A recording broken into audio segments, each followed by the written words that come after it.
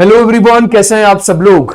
Limitation act 1963 की simplified series में अब तक हम लोगों ने सेक्शन 10 तक डिस्कशन पूरा कर लिया है और मुझे पूरी उम्मीद है कि सेक्शन 10 तक आपको कोई कंफ्यूजन, कोई डाउट नहीं है। आगे बढ़ते हुए अब हम लोग बात करेंगे आज सेक्शन 11 के बारे में और सेक्शन 11 को प्रॉपर अच्छे से समझेंगे, उसके अंडरस्टैंडिंग बनाएंगे। नाउ सेक्शन 11 को यहां पे हम दो पार्ट्स में डिवाइड करते हैं, दोनों पार्ट्स के बारे में बात करेंगे। सबसे पहले हम लोग बेयर टेक्स्ट में क्या लिखा हुआ है, बेरात में क्या लिखा हुआ है, उस टेक्स्ट को हम लोग रीड करेंगे और उसके बाद में हम लोग बात करेंगे किसके बारे में, then we will talk about कि उसका इंटरप्रिटेशन क्या है, किस तरीके से ये सेक्शन एप्लीकेबल होता है। अगर अब तक आपने लिमिटेशन के मेरे प्रीवियस वीडियोस को नहीं देखा है तो वीडियो के डिस्क्रिप्शन में आपको लिंक मिल जाएगा, वहां से आप लिमिटेशन एक्ट की पूरी प्लेलिस्ट को देखकर अभी तक जितने भी सेक्शंस मैंने करवाए हैं सबको देख सकते हो। आगे बढ़ते हुए सबसे पहले हम बात करते हैं किसके बारे में, सबसे पहले एक बार सेक्शंस को रीड करते हैं। नाउ सेक्शन 11 यहां पे क्या कहता है, सूट्स और contracts entered into outside the territories to which the act extends, suits instituted in the territories to which this act extends, on contracts entered into the states of Jammu and Kashmir or in a foreign country shall be subject to the rules of limitations contained in this act। ये बात यहां पे लिखी हुई है। No rule of limitation in force in the state of Jammu and Kashmir or in a foreign country shall be a defense to a suit instituted in the said territories on a contract entered into in that state or in a foreign country unless the rule has extinguished the contract and the parties were domiciled in that state or in the foreign country during the period prescribed by such rules। ये बात यहां पे लिखी हुई है। अभी इसको पूरे को हमें समझना है, इस पूरे टेक्स्ट के बारे में हमें सेक्शन 11 में डिस्कशन करना है और ये दिखने में बिल्कुल भी टेक्निकल नहीं है। अगर आपको रीड करने में लग रहा है तो मैं आपको बता दूं कि ये सिर्फ मैंने एक बार आपके रेफरेंस के लिए रीड किया है, सो दैट अगर आपने बेरात ओपन कर रखा है तो आपको इस प्रोविजन को समझने में कोई मुश्किल ना हो। वीडियो में आगे बढ़ने से पहले, इस टॉपिक के इंटरप्रिटेशन के ऊपर आने से पहले मैं आप लोगों को अभी यहाँ पे दो बातें बता देता हूं कि सेक्शन 11 जो है वो Jammu and Kashmir and foreign country दो एस्पेक्ट्स के बारे में बात कर रहा है और ये राइट्स और रेमेडी दो चीजों के ऊपर बात करता है, राइट्स एंड रेमेडी, और इसी बेसिस पे हमें इसको समझना है।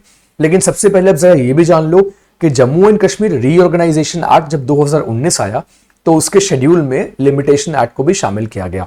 तो लिमिटेशन एक्ट जो है वो जम्मू एंड कश्मीर के ऊपर एप्लीकेबल होता है। तो 2019 के बाद जो सिचुएशन बदली है वो भी हमें यहाँ पे ध्यान में रखना चाहिए जब हम सेक्शन 11 के बारे में बात कर रहे हैं। So this section basically talking about Jammu and Kashmir and is talking about foreign country. Okay, now तो हम इसको फॉरेन कंट्री के एस्पेक्ट से इस पूरे सेक्शन को डिस्कस करेंगे। ऑलराइट, तो वीडियो में आगे बढ़ने से पहले एक छोटी सी इंपॉर्टेंट इंफॉर्मेशन भी मैं आपको देना चाहता हूं और वो इंफॉर्मेशन ये है कि अनअकैडमी के ऊपर मेरी एक फ्री लाइव स्पेशल क्लास जो है वो होने वाली है। कब होने वाली है? कल होने वाली है मेरी ये class on 18th of October at 9 PM और इस फ्री स्पेशल क्लास में मैं आपके साथ डिस्कस करूंगा इंपॉर्टेंट कॉन्सेप्ट्स, किसके, कंपनीज एक्ट 2013 के कॉन्सेप्ट्स यहां पे मैं डिस्कस करूंगा। तो अगर आपको कंपनीज एक्ट मुझसे पढ़ना है और ये फ्री लाइव क्लास अटेंड करनी है तो आप इस सेशन को ज्वाइन कर सकते हो। ज्वाइन कैसे करना है इस फ्री लाइव क्लास को, इसके लिए सिंपली आपको क्या करना है, इस वीडियो के डिस्क्रिप्शन में आपको एक लिंक मिल जाएगा, उस लिंक पे क्लिक करके आप इस क्लास को ज्वाइन कर सकते हो। इसके साथ साथ इस वीडियो के कमेंट सेक्शन में मैं पिन कमेंट में क्लास का लिंक जो है वो मैं डाल दूंगा, तो आप ये फ्री क्लास ज्वाइन करके यहाँ पे कंपनीज एक्ट के इंपॉर्टेंट कॉन्सेप्ट्स को कवर कर सकते हो और लाइव मुझसे अपने डाउट्स भी आप वहां पे डिस्कस कर सकते हो। So this is going to be a class on the companies act जिसमें सारे इंपॉर्टेंट कॉन्सेप्ट सेक्शंस कैसे याद करने हैं वो भी मैं आपको बताऊंगा और जो इंपॉर्टेंट एस्पेक्ट जो समझ में नहीं आते हैं कंपनीज एक्ट को या समझने में डाउट होता है उन सारे एस्पेक्ट्स के बारे में हम इस क्लास में डिस्कशन जो है वो करने वाले हैं। तो ये क्लास पूरी तरीके से फ्री है, जैसे कि मैंने आपको बताया, ऐप पे आपको इसका लिंक, ऐप पे आपको ये क्लास आप ज्वाइन कर सकते हो, लिंक आपको डिस्क्रिप्शन सेक्शन और पिन कमेंट में मिल जाएगा। चलो अब वीडियो पे वापस आते हैं और वीडियो पे वापस आते हुए सेक्शन 11 के बारे में बात करते हैं। तो देखो सेक्शन 11 यहाँ पे general rule of international law यहाँ पे मैं आपको बताता हूं। सेक्शन 11 को समझने के लिए सबसे पहले मैं आपको ये बताना चाहूंगा कि आप एक बात ध्यान में रखो कि place of contract is always important. ये बहुत क्रिटिकल होता है कि कॉन्ट्रैक्ट जो है वो कहां बना है। और दूसरी बात, ये बात समझना कि जब इंडिया में कोई लिटिगेशन चल रहा है तो कोई फॉरेनर जो है ना वो अपनी कंट्री का लॉ, अपनी कंट्री का, मैं कौन से लॉ की बात कर रहा हूं, आई एम टॉकिंग अबाउट कि वो अपनी कंट्री के पर्सनल लॉ को इंडिया में अप्लाई करने के लिए नहीं बोल सकता, या फिर हम जब बात करते हैं कि वो कोई अपने कॉन्ट्रैक्ट रिलेटिंग जो लॉ है वो भी यहां पे नहीं बोल सकता कि इंडिया में अप्लाई होगा। तो ये कॉन्सेप्ट क्या है ये आप समझिए। ये कॉन्सेप्ट बड़ा सिंपल है। कॉन्सेप्ट में कहा गया है कि एक lex loci contractus, the law of the place where contract is made, ये हमेशा एप्लीकेबल होता है। अगर ये कॉन्ट्रैक्ट यूएस में हुआ है तो हम देखेंगे कि प्लेस ऑफ कॉन्ट्रैक्ट वहां पे क्या बना, यूनाइटेड स्टेट्स ऑफ अमेरिका बना। तो सिचुएशन में उसका form, validity, interpretation, rights and liabilities वो कहां हो गया है, वो बेसिकली यूएसए का हो गया है। लेकिन साथ में अब ये भी देखो, लेक्स फॉरी, इसका मतलब law of the form of the country in which the action is bought. तो अगर वो केस मान लो इंडिया में फाइल किया गया है, so all matter of procedures are governed by Indian law, क्योंकि place of filing of suit कहां है, इंडिया में है। तो यहां पे जब हम लिमिटेशन पीरियड को कैलकुलेट करेंगे तो किससे कैलकुलेट करेंगे, हम इंडियन लॉ के हिसाब से ही लिमिटेशन पीरियड को कैलकुलेट करेंगे। ये मैं आपको यहां पे क्लियर कर देता हूं, किसके हिसाब से कैलकुलेट करेंगे, इंडियन लॉ के हिसाब से ही कैलकुलेट करेंगे।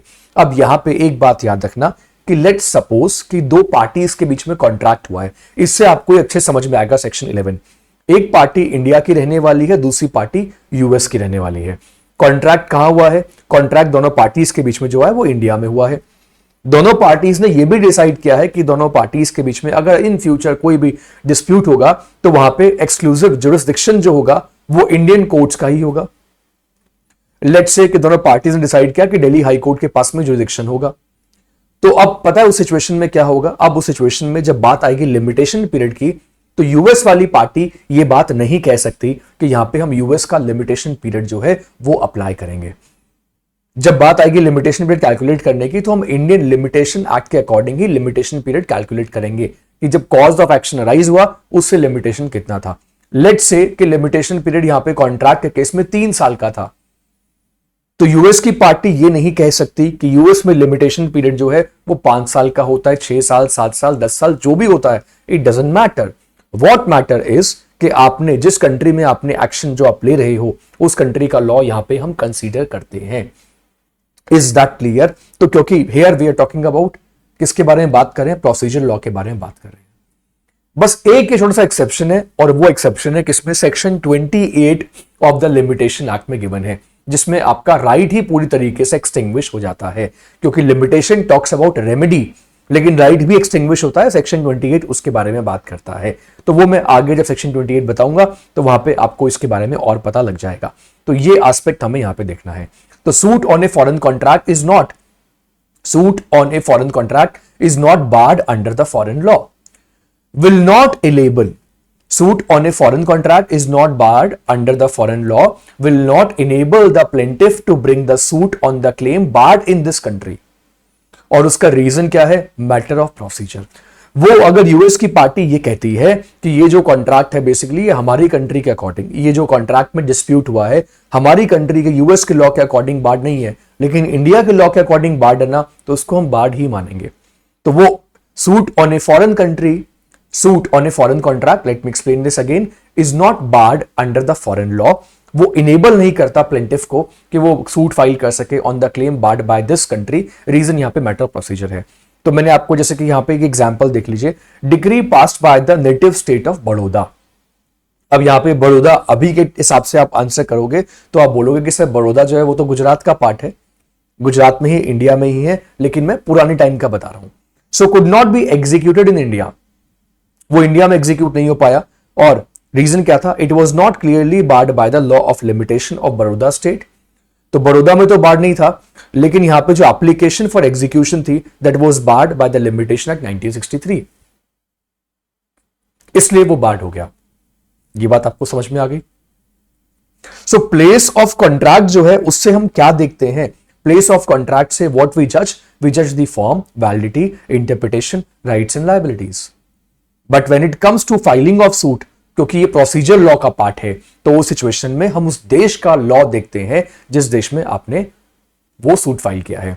और अगर इंडिया में सूट फाइल करोगे तो इंडियन लिमिटेशन एक्ट 1963 के अकॉर्डिंग हम यहां पे लिमिटेशन पीरियड को देखते हैं। वो उनकी कंट्री में बार्ड नहीं है, इसका ये मतलब नहीं है कि वो इंडिया में भी बार्ड नहीं होगा, इंडिया में वो बार्ड होगा। ऑलराइट, ये बात आपको समझ में आ गई है। अगर आपको ये नोट्स चाहिए जिस पीडीएफ से मैं अभी आपको ये सारा डिस्कशन कर रहा हूं, तो इसके लिए आप हमारा टेलीग्राम चैनल जो है वो ज्वाइन कर सकते हो। डिस्क्रिप्शन में आपको उसका भी लिंक मिल जाएगा, वहां पे आप ज्वाइन कर लेना। जितने भी मेरे लिमिटेशन के सेशंस हुए हैं उनकी सारी पीडीएफ आपको टेलीग्राम चैनल के ऊपर मिल जाएगी, तो वहां से you can have the access of this PDF. Exception यहां पे मैं आपको बता देता हूं कि foreign rule on limitation is not a good defence to a suit. Foreign rule on limitation is not a good defence to a suit except in case where two conditions must be fulfilled. तो section 11 में दो conditions के बारे में बात करता है। वो क्या है? फॉरेन लॉ ने एक्सटिंग्विश कर दिया द राइट ऑफ और द ऑब्लिगेशन इटसेल्फ। जैसे कि इंडियन लिमिटेशन एक्ट में सेक्शन नंबर 28 बात करता है that both the parties have rescinded in that country. उन्होंने इस कॉन्ट्रैक्ट को कैंसिल कर दिया है where such law prevails for the whole of the prescribed time. So ये दो कंडीशंस है, या तो फॉरेन लॉ ने उसको क्या कर दिया, एक्सटिंग्विश ही कर दिया है पार्टीज के राइट को। तो उस सिचुएशन में क्या होगा? उस सिचुएशन में मैंने आपको बता दिया है कि foreign rule of limitation is not a good defence to a suit. सिर्फ उसकी दो ही यहां पे कंडीशंस है। और दूसरा हमने देख लिया वो that both the parties have rescind, मतलब कैंसिल कर देना, in that country where such law prevails for the whole of the prescribed time. Alright, तो उनके पास टाइम था और उन्होंने वहां पे प्रिस्क्राइब टाइम में कोई केस फाइल नहीं किया फॉरेन कंट्री में, तो अब आप इंडिया में भी सूट फाइल नहीं कर सकते। अब जैसे कि हम बात करते हैं कि लायबिलिटी एक फॉरेन कॉन्ट्रैक्ट में is sought to be enforce in a country outside, तो दो रूल यहां पे अप्लाई करेंगे। Rights under the contract should not have been extinguished. अगर मान लो यूएस में राइट एक्सटिंग्विश हो गए तो इंडिया में भी आप सूट फाइल नहीं कर सकते, क्योंकि लिमिटेशन जो है वो रेमेडी के बारे में बात करता है, वो राइट के बारे में बात नहीं करता। एक्सेप्ट एक्सेप्शंस, ठीक है, एक्सेप्ट इसका एक एक्सेप्शन है, वो एडवर्स पोजेशन वाले में हम उसको डिस्कस करते हैं। और दूसरी बात, contract should be enforceable by the law of procedure of the country. तो इंडिया में अगर सूट फाइल किया है तो लिमिटेशन एक्ट 1963 उसको क्या कर देगा, अलाउ कर देगा। इंडिया में सूट फाइल किया है, लिमिटेशन एक्ट अलाउ करता है, तो आप सूट फाइल कर सकते हो। तो फॉरेन कंट्री में उनका राइट अभी भी एग्जिस्ट करता है, ये इंपॉर्टेंट है। और इंडिया में लिमिटेशन पीरियड एग्जिस्ट करता है, ये इंपॉर्टेंट है। तो सेक्शन 11 जो है ना, ये राइट और रेमेडी दोनों का कॉम्बिनेशन है।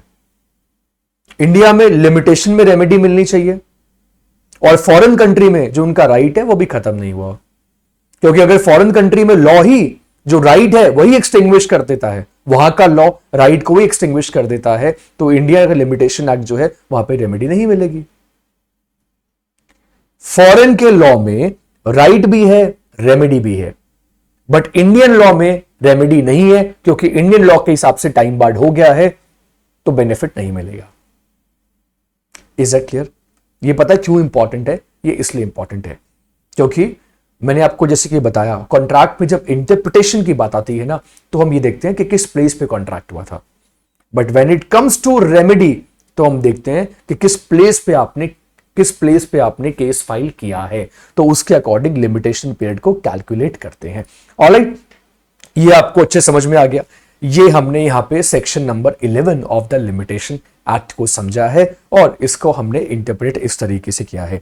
तो अब मैं बेसिकली ये चाहूंगा कि अब आप जब इस सेक्शन 11 को पढ़ो तो सेक्शन 11 को पहले आप इसके बेयर टेक्स्ट को रीड करना, और बेयर टेक्स्ट को रीड करते टाइम पे आप इस बात को ध्यान में रखना कि जम्मू एंड कश्मीर और फॉरेन कंट्री दो बातें यहां पे लिखी हुई हैं, लेकिन जम्मू एंड कश्मीर की जब बात होगी तो आपको फिर यहां पे Jammu and Kashmir reorganisation act को भी यहां पे कंसीडर करना है। ऑलराइट, नाउ तो ये हमने एस्पेक्ट यहां पे डिस्कस कर लिया है। सेक्शन 11 के बारे में हमने बात कर ली है। स्पेशल क्लास के बारे में मैंने आपको बता दिया है, जो कि आप डिस्क्रिप्शन में लिंक पे क्लिक करके उस मेरे फ्री स्पेशल क्लास को ज्वाइन कर सकते हो। और बाकी अगर आपको इस क्लास के पीडीएफ चाहिए तो उसके टेलीग्राम चैनल को ज्वाइन कर लेना, वहां पे आपको पीडीएफ इस क्लास की मिल जाएगी। Alright, that's it from my side. अब सेक्शन 12 से लेकर लिमिटेशन के जो बाकी रिमेनिंग सेक्शंस हैं उनको मैं डिस्कस करूंगा अपने आने वाले सेशंस में।